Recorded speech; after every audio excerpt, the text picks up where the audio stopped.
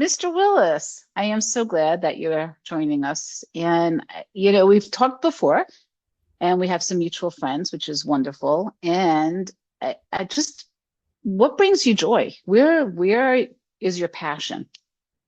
Obviously there's a lot of ways to answer that question. My family, of course, first, and that's a big deal. Both my sons are raised, they're out of the house, it's a really great sense of when you think about all the things I've done, right? I've written books, I've done software companies, but my two greatest accomplishments are my two boys.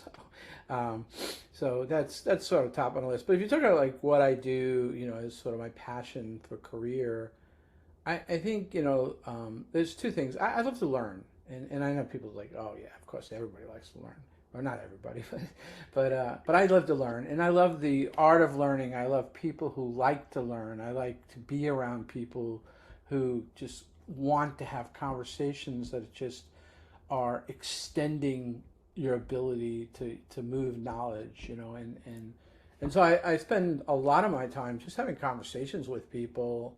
There's a laundry list of people who'll just open up my calendar and we'll just talk about what's going on. Certainly, we're talking a lot about what's going on in AI right now.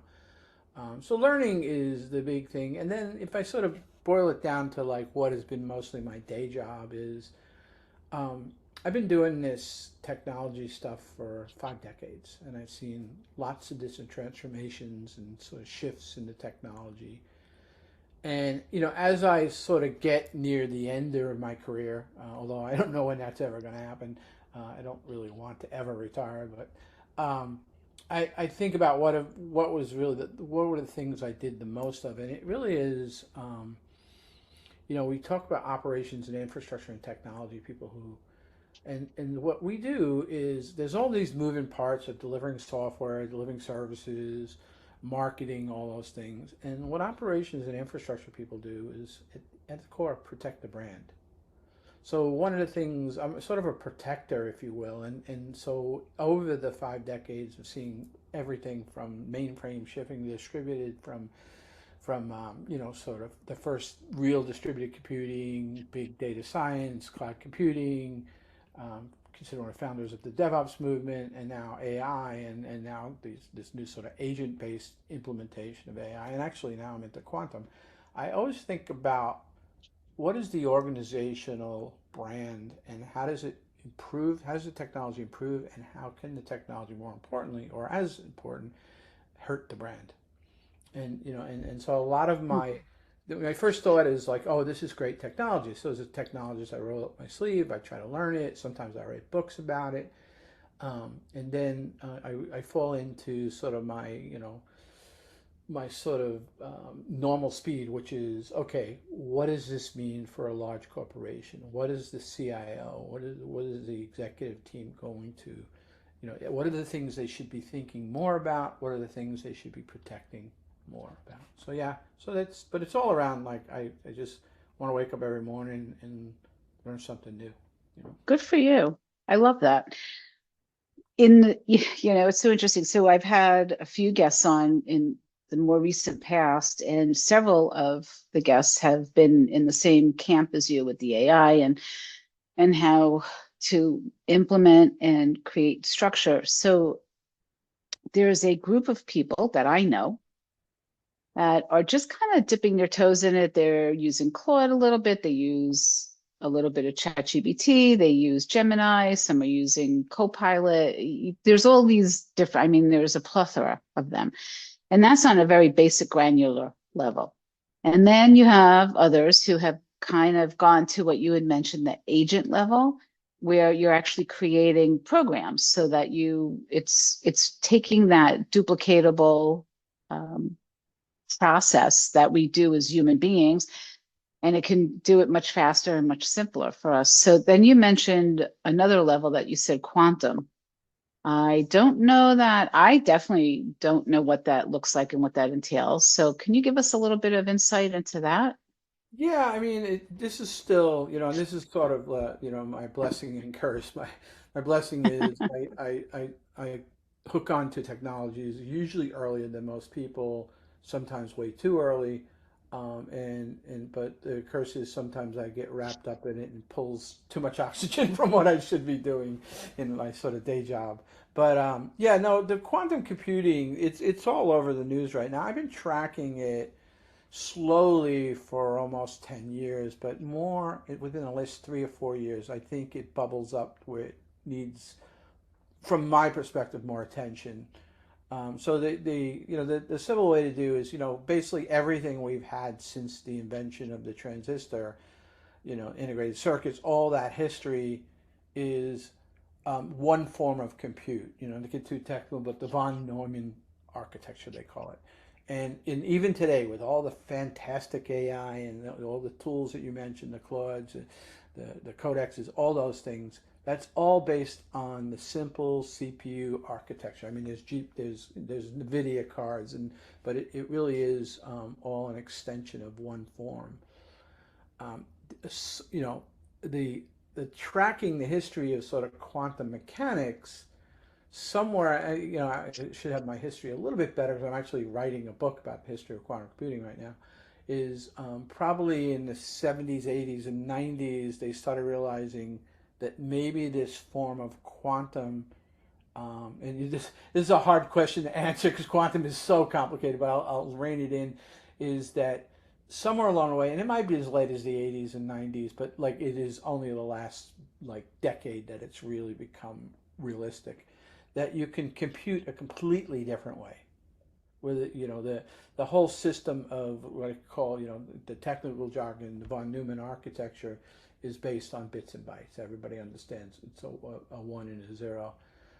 The thing that they figured out is you could actually create compute power based on this quantum idea that instead of a bit being on or off, it can be a sort of unlimited number of positions. And so here's where it gets really interesting. And we're still very early days. What gets incredibly interesting is things that, problems and algorithms that today are considered 10,000 and million year problems. In other words, the fastest computer known, including GPUs and all those things, would take somewhere in the neighborhood, and miles varies depending on the problem, anywhere from 10,000 to sometimes millions of years. And with quantum computers, theoretically, and there has been a lot of like lab work that is keeps moving the ball forward, that these type of 10,000 year problems can be done in like hours, weeks, or months.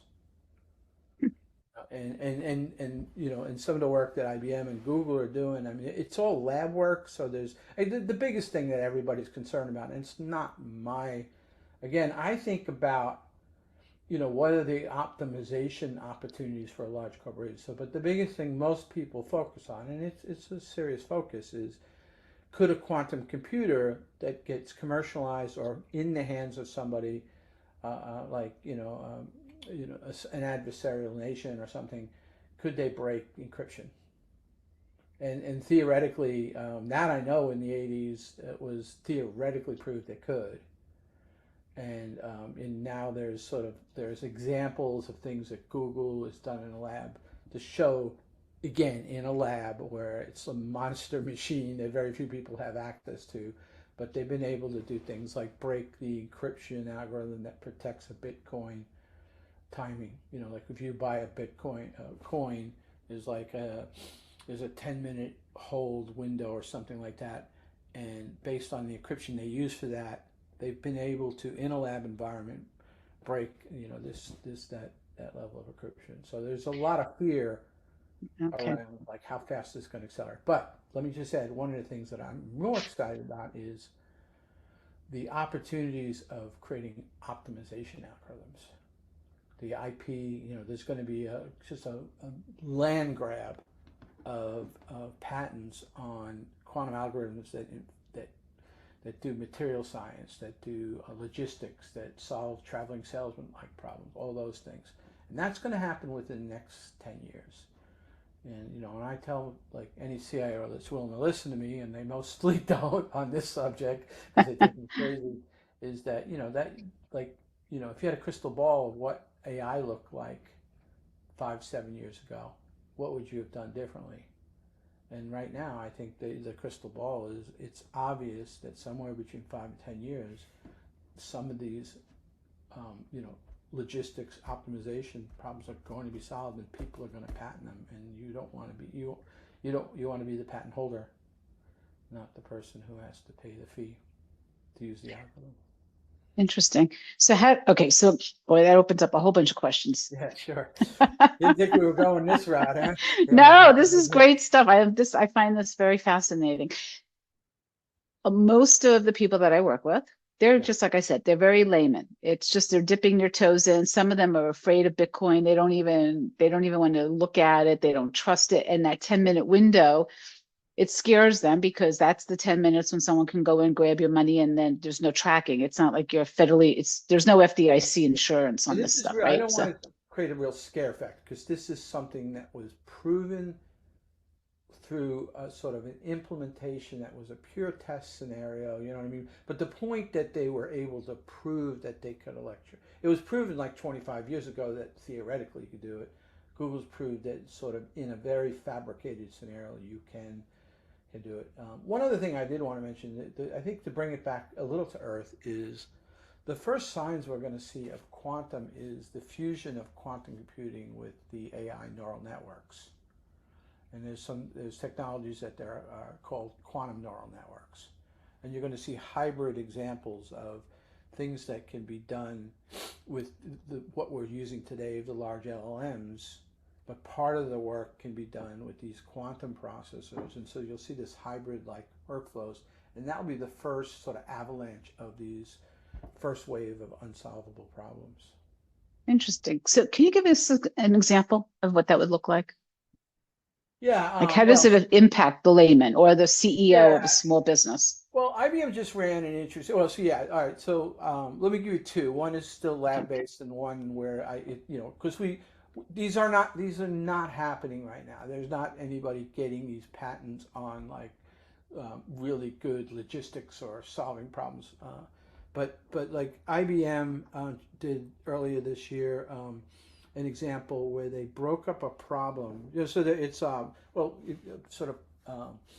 Drug simulation or protein simulation, right? Being able to sort of like they took these like 1,200 atom proteins, and just keep in mind, penicillin is like 40 atoms, right? And there's a 1,200 atoms, and now theoretically there's no computer by itself would ever solve a simulation of a protein. So imagine you can simulate drugs and interacts between drugs and cells and stuff like that, right? They were able to break it up into, like, they figured out the math to solve this problem. There were things that were surely CPU bound. They broke out the things that were GPU bound, the NVIDIA, the sort of the graphics cards, or they're not really graphics cards anymore, but the things that drive AI. And then these, what they call QPUs, which are these new quantum processors that have these sort of multivariate bits. And just by breaking it up, something that like wouldn't be on the horizon for a very long time to solve with just quantum computers, they were able in a lab create this. But now to bring it back to Earth, imagine, and these are sort of like what if, but imagine the first airline that figures out a quantum algorithm or some hybrid type algorithm that they get a patent on to land all planes within a radius or time at a 30-degree angle. We're talking about billions of dollars in fuel savings, right? And a friend of mine who's really well versed in is, what if you could create material science, a new type of plastic, right? Like Star Trek stuff, right? Yeah. But I think you'll have the logistics of, I think I go to the quantum IEEE quantum conference every year, and they talk about commoditizing the fabrication of chips. So now maybe instead of being two companies on the planet that make the fab machines and one that creates the chips, maybe people can build them in, Podunk, Idaho, right? So no offense to anybody who lives in Idaho. But yeah, no, and it's the optimization, I think, are going to be the incredible opportunities in logistics. There's the classic variants of the traveling salesman. How do I get, what's the most efficient way, and a lot of that stuff is solved with AI right now. But like, imagine you can sort of exponentiate those algorithms. Well, how does that impact? Okay, so right now we have Waze, we have Maps, Google Maps, we have all of those things. So on a grand scale, though, how much it, for somebody who's not visionary, who can't even imagine what it could look like in 5 to 7 or 10 years out, do you see that? Can you visualize that? Yeah, that's what I mean. One of the things, again, I'd love to spend more time with executives on this, but they don't, they're so busy with AI, they can't really get their head out above the water. But yeah, I mean, I think that, like right now, in the past, I speak at a lot of conferences, and it's usually a mother that comes up to me about their daughter, and they'll say, hey, I loved your presentation. Seems like you've got a real good history in this line of work. My daughter is, and it may be their son, but it's usually the daughter, and they'll say she's thinking about into getting into computer science, and I'll ask a couple questions. Does she like math? Yes. Oh, she loves math. Okay, good. That's a good starting point. And it used to be up until about 2 or 3 years ago, the pat answer was probably computer science. I don't give that answer anymore. I think a What's computer science degree by itself.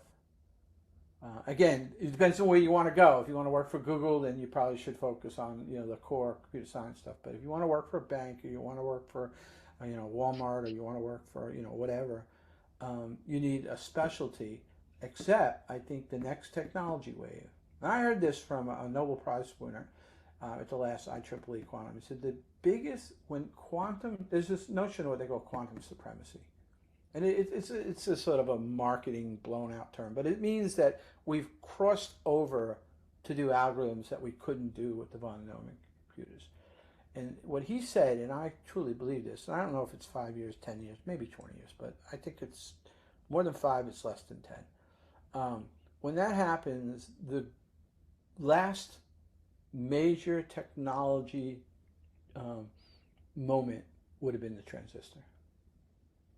So all the things, it's interesting? going to be that level. So then the question then is, Huh, so if you're a student and you like math, probably right now is a really good time to, at least dip your toe in this, this quantum space and what it's all about. I mean, just watch the news. It elevates. I mean, 3 years ago I was tracking it mildly. 2 years ago it just started showing up way more. Within this year, it's just all over the news. And then back to the CIO. The CIO, there are brilliant young kids coming, are getting quantum degrees right now in quantum mechanics, quantum computing at some of the finest schools. I would say, allocate some percentage of hiring those students, not to put them in the crypto thing, and that's a problem because they have really smart people working on the quantum crypto, the quantum proofing, and but take them and just put them in the business cycle, right? But hire some student from CMU or Stanford or MIT, and just put them let them flow through the business. But they have a quantum computing background, and so they'll see the opportunities, and they'll yeah, know they'll get ideas. Yeah, and they'll know which ones are feasible and which ones are not feasible. yeah, It's kind of like with AI today. Everybody's like, let's AI everything. Whoa, whoa, whoa, calm down, calm down. yeah. Not everything needs to be AI. Not everything makes sense to be done with AI. Like that, we're gonna need that level. You're gonna need that level of sanity. And so now's the time to invest in that. And again, I think what's the first wave is going to be, fortunately or unfortunately, is patent law, IP protection. I think. Interesting. Yeah, yeah. So there's so many people jumping on the AI bandwagon, and this is how to use it in your business, and this is how you can Mhm, create mhm, this. And mhm, mhm. I think there's almost too much getting thrown to the general population that some people are feeling overwhelmed, and it's actually like, you know what, I'm just going to stick to the old school of doing things. And when it gets to a certain level, I remember when the smart TV came out. So we were we were in a shopping mall in somewhere in New Jersey. And this is going back 20 something years ago. We walk into the store and there's this huge, huge TV screen on the wall. And we went up to the guy and we're looking at it and we're like, it's like the size of a movie theater screen. Yeah, yeah. And we're like, this is for someone's house? And he's like, yeah. And I said, okay, so how much is it? And he was like, I don't know, some stupid number, like $25,000. I'm saying, who's going to pay $25,000? Yeah, yeah, yeah. Well, people did, but most people waited, right? So what That's happened is it kind of needed to be strained and shaken a little bit. And then what was left in the net is what was commercially viable for the general public to consume on a level that they could understand. Do you think that's going to happen with this? I think there's an art form here, right? And then again, I think more about like where I focus most of my day job, which is how do I advise CIOs, mostly technology focused, but today everything's technology. A bank, an insurance company, they're all technology focused, right? Is you can't be too slow and you can't be too fast, right? In other words, I think, but the cadence of this technology is probably more annoying for a company than it's ever been because it changes so rapidly. But I mean, 3 years ago, maybe 3 or 4 years ago, all companies were buying enterprise license agreements with Microsoft. Within a year, for their Copilot, basically. Mm-hmm. Within a year and a half, there were three products on the market that almost all developers in a large corporation were using under the covers. The shadow AI idea. So, and then there was this whole thing about okay, well they're all using a tool. One of them was called Cursor, right? And Cursor like 2 years ago was if you went to a large corporation, almost all the developers like yeah we use it, but we don't tell them. And then purchasing is trying to get an agreement with a company that isn't even mature enough to get a purchasing agreement yet with like a Fortune 100, Fortune 50 company. But now a couple years later, I mean I'm sure Cursor still probably get mad at me, but that almost everybody is using Claude Code, right? The Claude implementation Mm-hmm. it's lingua franca right now, so that's within a 3 year spin, right? So you have to be really sort of flexible there. But again, I don't think you want to, and it goes back to the same thing with the quantum idea, right? Like you need to be experimenting and learning. The biggest problem I'm seeing with large corporations with AI right now, and it's the same problem I've seen over 5 decades of technologies, is knee-jerk reactions by leaderships, Mm-hmm. right?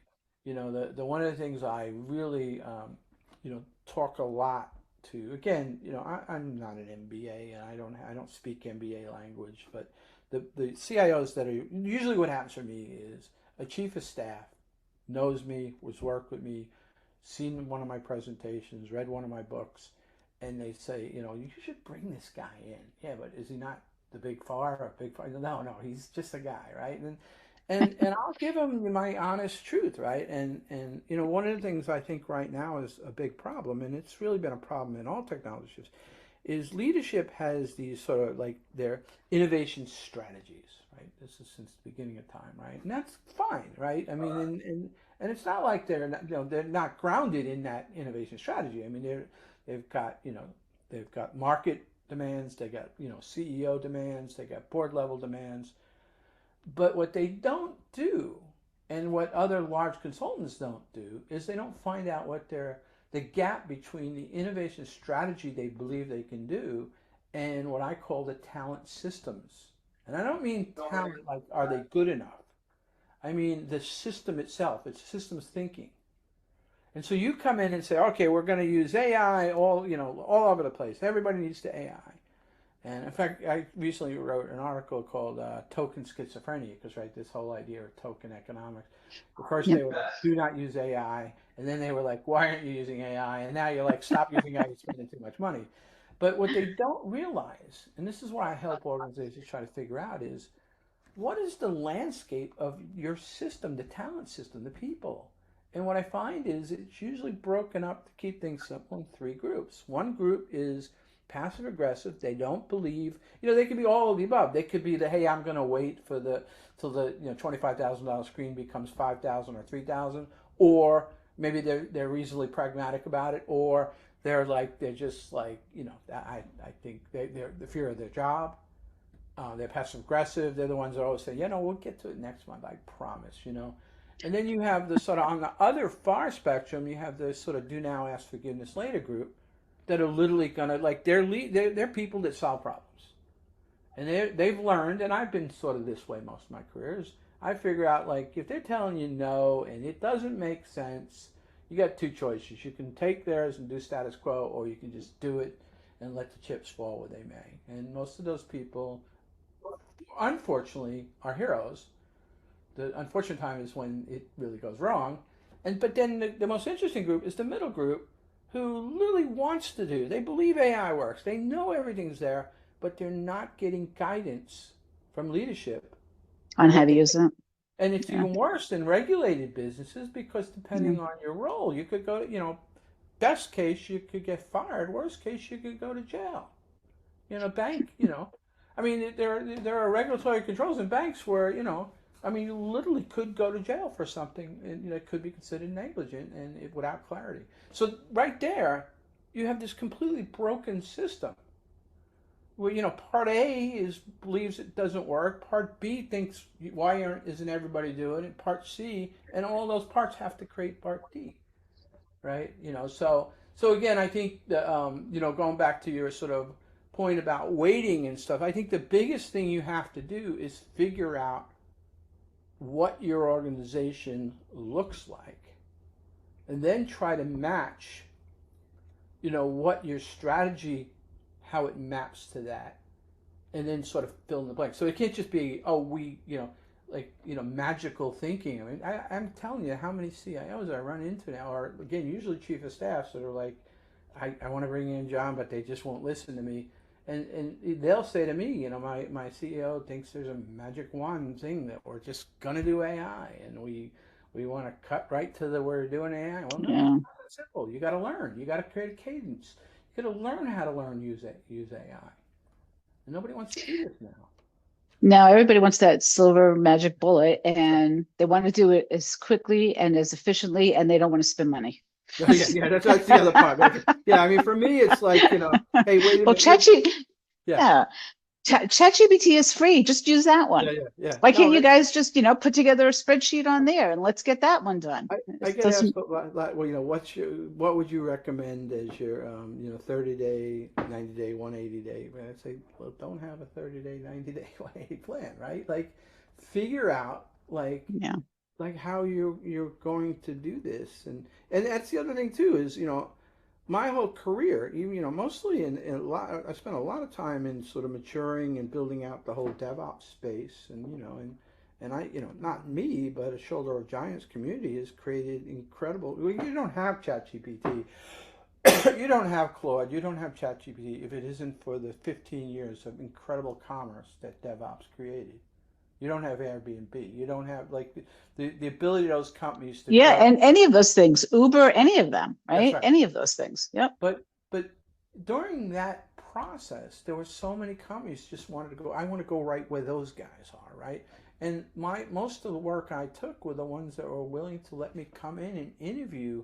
This is no different. Whether you were sitting in a pre-DevOps and you wanted to be like a really fast commerce business, you had two choices. You could go in and crash the car, get on the Indianapolis Speedway and hit those curves, or you could literally slow down and try to figure out. And most people don't want that. And my approach has always been, and to the point, like, they don't want to spend money. I get that a lot from my chief of staff people. They'll say, I propose that we come in. One of the things I do is called an ideation hackathon. We don't touch any AI code. We get the business groups to go into a hackathon and just explain the ideas that they want to create. Create a cadence for learning how to. The people ask, well, are they going to That's use, good. this? They're going to use that? No, they're not going to use anything. They're going to basically create the ideas as if they had the magical AI tools, and then we'll pass that on to a level, and we'll actually create a cadence for using this technology. Yeah. But again, most people don't. They want to, like, they want to bring in a big four. They want to basically, like, if I just bring the big four and I pay them $18 million, they'll create our AI strategy. And Yeah, I call that the CEO and the higher level management. Like, don't confuse me with the facts. yeah, yeah, Just yeah, yeah, just yeah. just just do it. That's I right. don't need That's to know right. the Take steps. it. I That's don't right. need to know Yes, the yes, details. that's right. That's right. Yeah, yeah.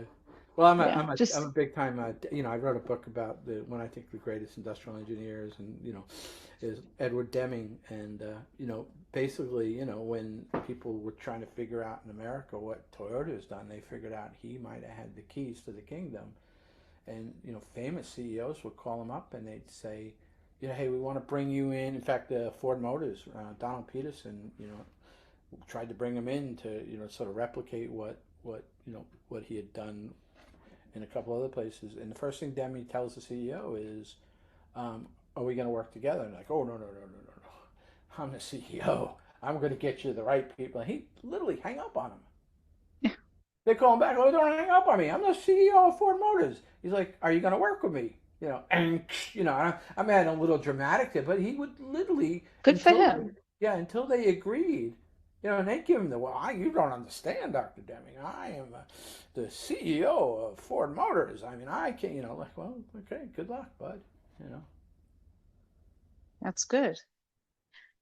That's good. And I totally believe in the philosophy top down leadership. If you at the top don't know what you're bringing in, how are you going to support it? You can't just give it to your masses and say, go do this and wash your hands of it either. That's part of a lot of organizations from all different levels and all different sizes. That's a big challenge and a big issue for a lot of people.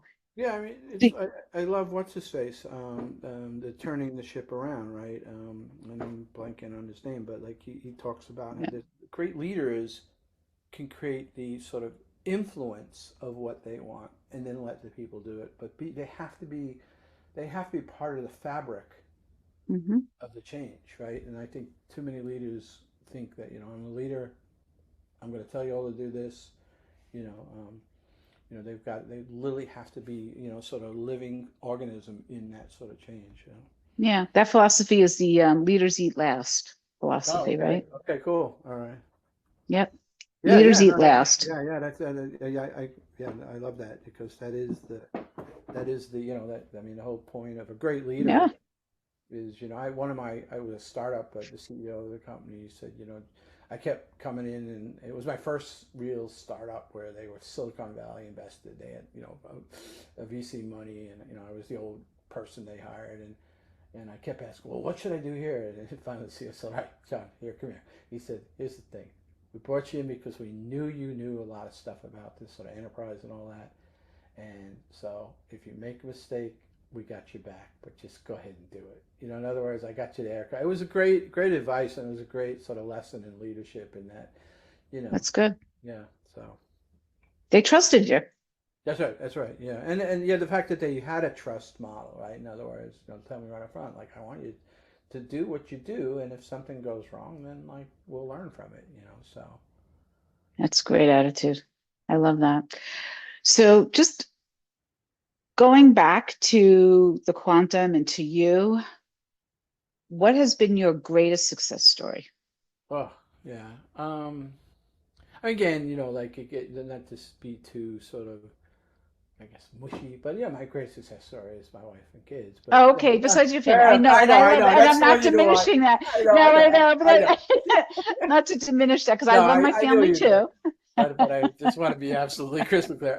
No, I think you know I guess I've written like 14 books, but the book I wrote on Dr. Deming was like a 10 year. I had this Gene Kim, who wrote the Phoenix Project, good friend of mine.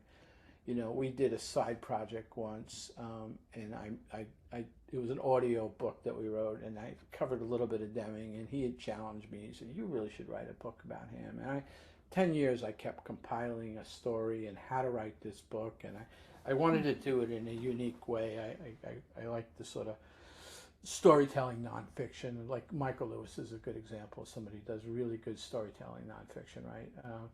And and I felt he was a perfect, because there was like 20 books written on this guy, but they were all management theory books, and I wanted to tell. So that took like about 10 years. It was a grind, and actually it was during the pandemic where I finally decided to say, yeah, come on, John, are you kidding yourself, or are you really going to write a book?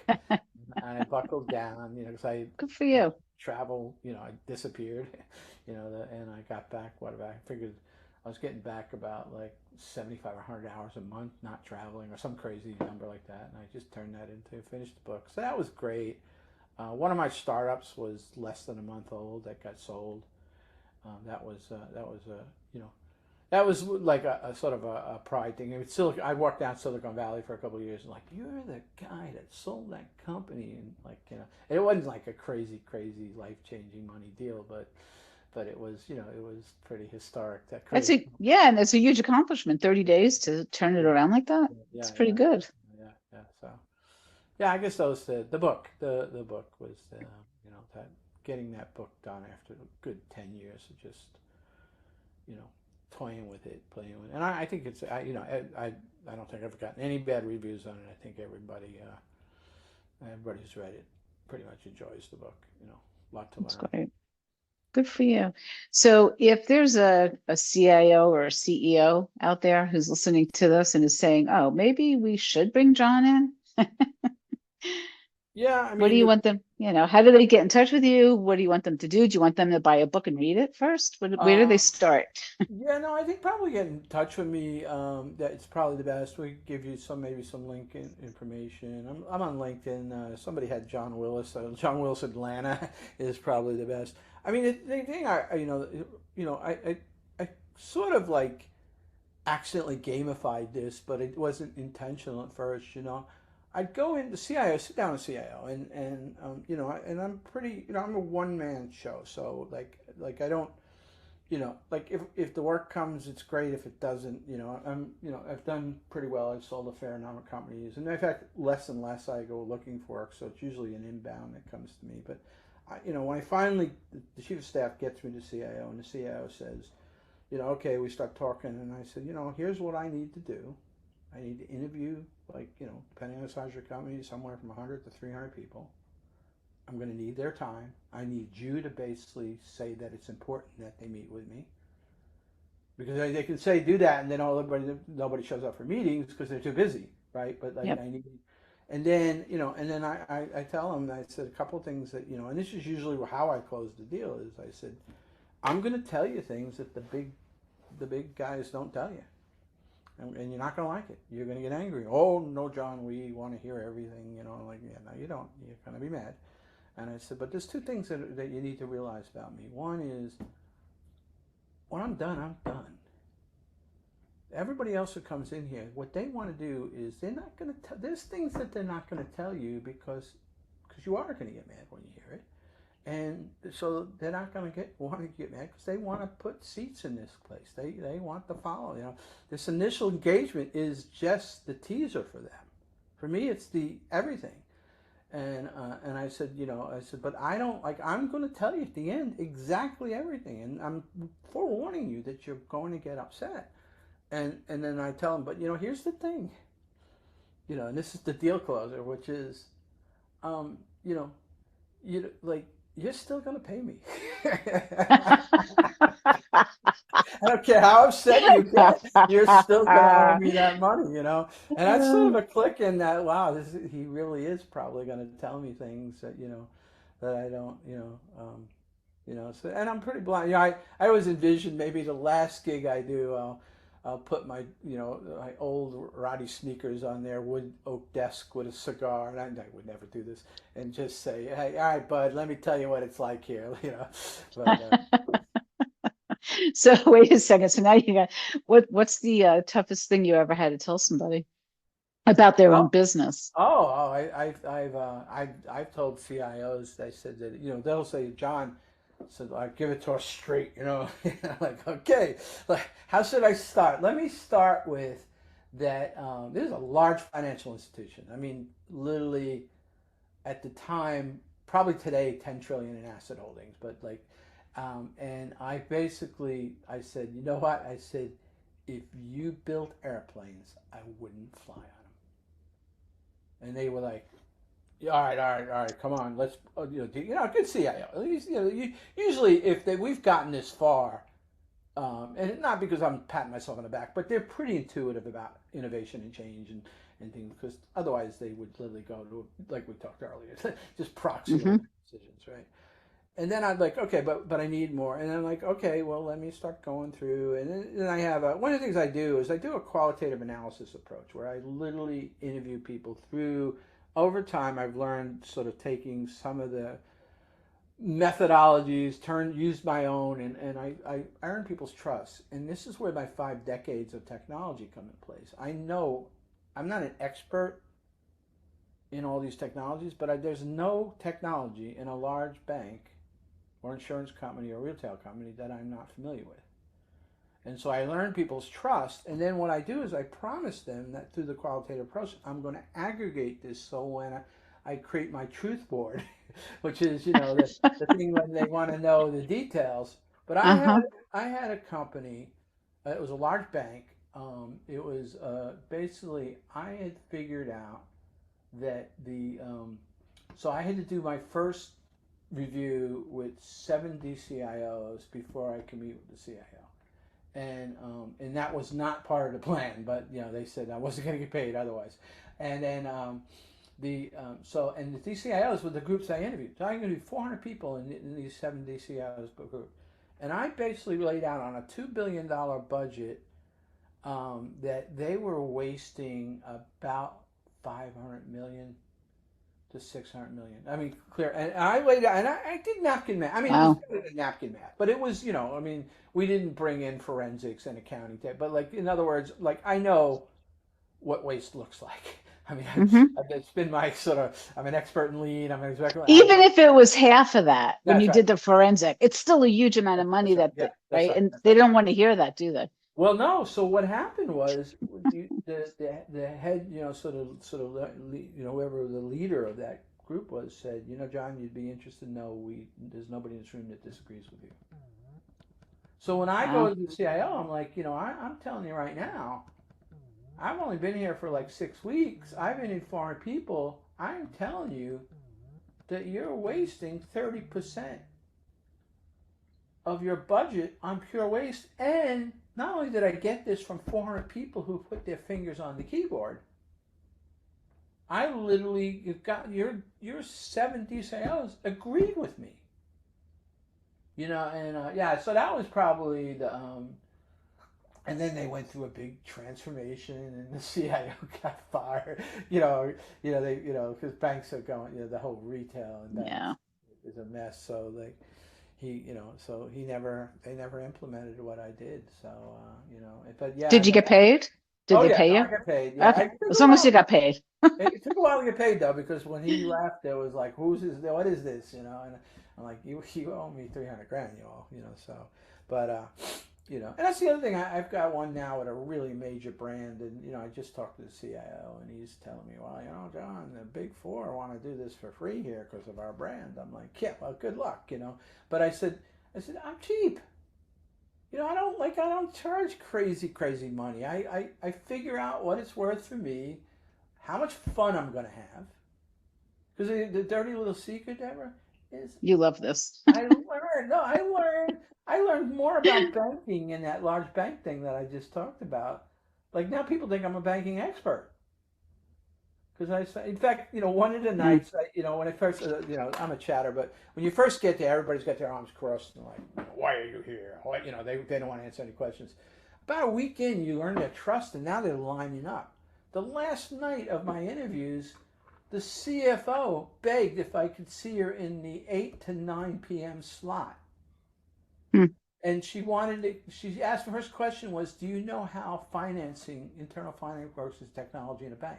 I'm like, let me get my pad out. Go ahead, And I got literally an MBA education on a 10 trillion asset holding bank on how they did, how they allocated technology funds, where they go run the bank, build the bank, right? So yeah, so I love this stuff. So I'll actually, like I'll just cover what I think is a reasonable cost, and I tell us, yeah, like like even if you're going to throw my stuff away, at least it's a counterbalance to the 18 million you're going to spend with the big four. Yeah, good for you. Yeah. I think that's so. I don't think you'll ever retire. I think no matter I what, you'll always be speaking. Yeah, you've got a couple more books in you. I can see them already. yeah. That's the whole thing. I tell sometimes I get more. It was earlier. I used to get invited to do these like 1 day sessions for a couple of professors at Georgia Tech, and these kids are all about to graduate, and I'd say, what, you're privileged. You graduating Georgia Tech. You are just you've been given a level of privilege in your life, and I wouldn't say this to everyone, and I don't say this flippantly, but like you should wake up 8 out of every 10 days and have a smile on your face on what you're going to do in your life. Because if you don't, you probably should be. And again, I say that cautiously because there are a lot of people who don't have that type of opportunities. But yeah, I mean it's and I've sort of you're never going to get 10 out of 10, but I think in our field and most of the people we know, you talk to, like we I think we have that opportunity. That, like Yep. most days I wake up, I'm like, I'm gonna have fun today. I think that's the great way to wake up. And I do think that at least 80% of the days. I mean, we're only on this carousel once, That's right? right. That's Might as right. well make the best of it. And if you're not loving what you do, then there's another whole conversation, right? Yeah, So yeah.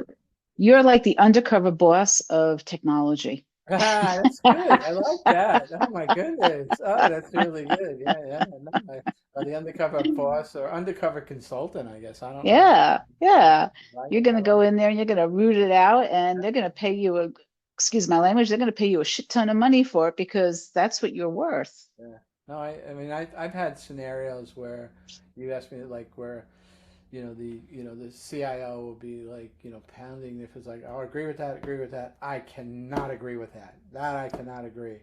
And I'm like, well, first off, I couldn't have made it up.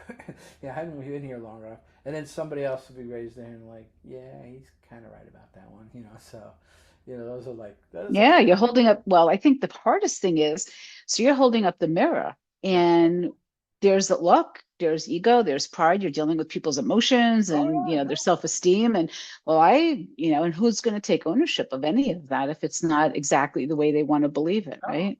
I had a CIO one. This was a smaller company, but it was an IoT industrial, technology company, and she had her cover. She was on the cover of Inc. magazine with the Big Four company that did the engagement. And I came Hmm. in after, and I found a bunch of stuff that like they never uncovered. And she was getting mad. I kind of was hoping she was getting mad at them, not me. But she was going like this on her desk. And then she said at some point, she says, I'm furious. I'm like, okay, okay, hold on. And then she said, I don't understand why you've been in here for 2 months. They were here for 18 months. I pay, we, I kind of figured out what they paid them. And she Mhm. said, they didn't uncover any of this. And I was like, yeah. And then she actually called me, and I will say this, I'll say it wasn't this company, but she called me the McKinsey killer. That's she gave me that label. She said, "Yeah, you know what you are. You're the man." It was, I'm not saying that was McKinsey that did the gig, Mhm. but it was. She called me, and I was like, "All right, man, I'm gonna put that on a plaque somewhere." All I right. think that's a t-shirt. Yeah, totally, totally. Yeah. So, All yeah. right, sir. So, well, we are running long, but it was a good conversation. I don't want to end it. However, we do have to let you Yeah. get back to work. And, Sure. and so, however, I would like to check in with you in a few months, maybe have you come back and let's see where AI lands, because I do think that it's evolving so quickly that in 6 months, maybe there's a whole new playing field. Who knows? Yeah, I'm tracking. Well, the quantum neural network stuff is starting to get a little mature. There's some new models that are like there's some of the founders of. So I have another book. It's called Rebels of Reason. It's the history. It's like a 100-year history of AI, and there's a couple of sort of one gentleman is one of the what they call godfathers, Jan LeCun, and he's working on a new sort of non-LLM based model structure, which is really interesting. And then Fei Fei Li, who some people call the godmother of AI, and She's got a fantastic story. I would recommend you read my book if you want to really learn. She's got these new world models. So I don't know how fast they're going to sort of manifest, but there's a horizon of another, even before we get to sort of quantum infusion of these sort of new models, and it could probably be 2-3 years, it could be 5 years, I don't know, but there's definitely, we're going to see more and more of these sort of new evolutionary type AI models that are not based on the ones we're using right now. Yeah, it feels like the race is on when we Hard. talk about this. Yeah, that's what it feels like. What was the name of the book again? Say it again slowly. So Rebels of Reason is my latest book. Rebels of Reason. Okay. It's a storytelling nonfiction of basically the history of a 100-year history of AI. You know, so works you all. It sort of decouples the whole idea was that I know we're going over, but I usually have two target readers. One is my mother-in-law, who's a high IQ reader but not a technologist, and then I pick a subject matter expert who is a technologist in the subject, and I try to see. And That's a good avatar. yeah, no, Okay. and I've had that now. My last two books, I've succeeded in that, and so it's it is this 100-year history of trying to explain these incredibly unique people, but this lineage. And what I wanted to do for my mother-in-law was I wanted to show her that like 2022 wasn't just this miracle called ChatGPT that just happened. That had been 100 years in the works. Yeah. All these sort of chains of people who contributed this, and not even computer scientists, people that studied cats' brains and all these crazy intersections that got us to this thing that seemed like a miracle, so yeah. That's not okay. So I am going to be reading your book. I Oh, did good, not good. know about this last one, so I am going to get it. All right. I'm gonna buy it and I'm gonna send it to you to sign, and then you Oh can yeah. ship it back to me. Okay. Oh yeah. That's great. Well, give me your address. I'll just send you a copy. That's fine. Send me a copy. I'll send you a copy. So you don't need to buy it.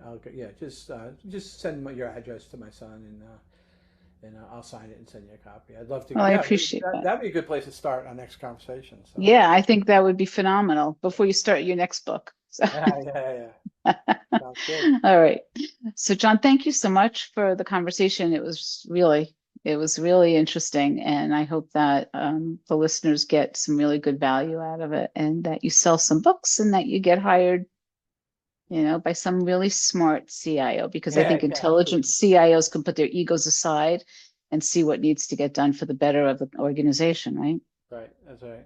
Yeah. Well, thank Yeah. you so much. Thanks for inviting me. This was fun. This was Yeah. I didn't know where we were going to go. It's funny. I do so many podcasts now these days because I'm trying to promote my book. Everybody that knows me has already bought my book. Now I get people who don't know me, and they're all so cookie cutter, And so I went down the list, and then we started with quantum, and we went right off the grid.